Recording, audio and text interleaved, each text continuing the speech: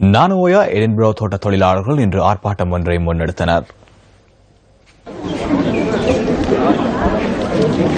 Edinburgh தோட்டத்தில் இயங்கி வந்த தேயிலை தொழிற்சாலை கடந்த 3 மாதங்களாக மூடப்பட்டுள்ளமையால் மீள இயங்க செய்யுமாறு கோரி ஆர்ப்பாட்டம் முன்னெடுக்கப்பட்டது. தேயிலை தொழிற்சாலை இயங்காமையால் தாம் வருமான ரீதியாக பாதிக்கப்பட்டுள்ளதாக ஆர்ப்பாட்டத்தில் ஈடுபட்டவர்கள் தெரிவித்தனர். 75 மேல வேலை செஞ்சாங்க. இப்போ ஒரு 4-5-6 மாசமா ஃபேக்டரி மூடி கிடக்கு. அந்த 75 மலைக்கு வந்துட்டாங்க. நிறைய வேலை எடுக்கப்படுது. அது மட்டும் இல்லாமல் இப்போ அரசாங்கத்தில் வழங்கப்பட்ட 3500 சல்லி அந்த ஃபார்ம் எல்லாம் ஃபில்அப் பண்ணி அப்படித்தான் கொடுக்க சொல்லி சொன்னாங்க. அதுலயும் அந்த ஃபார்ம் நிரப்புனவங்க நிறைய பேருக்கு இல்லை.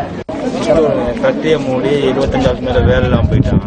அந்த ஃபேக்டரியை தோணுதான் 75 வேலை கிடைக்கும். அது ஃபேக்டரியை தயவுசெய்து திறக்க வைங்க. ஒரு துறைக்கு 2 துறை இருக்காங்க. 2 துறை இருந்து 2 துறை எக்ஸ்ட்ரா மலைக்கே வர மாட்டேங்கிறாங்க.